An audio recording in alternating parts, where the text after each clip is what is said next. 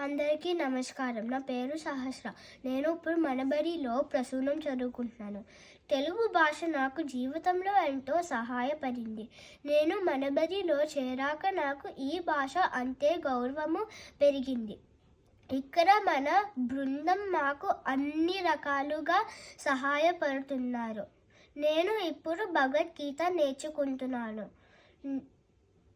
అది మా అమ్మమ్మ నాన్నకి వినిపిస్తున్నప్పుడు వాళ్ళు చాలా సంతోషపడుతున్నారు.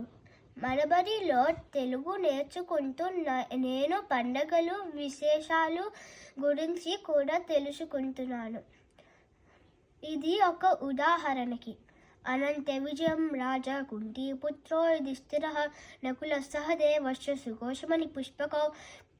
మనబడి తరగతుల్లో స్నేహితులతో తెలుగు మాట్లాడటం చాలా బాగుంది.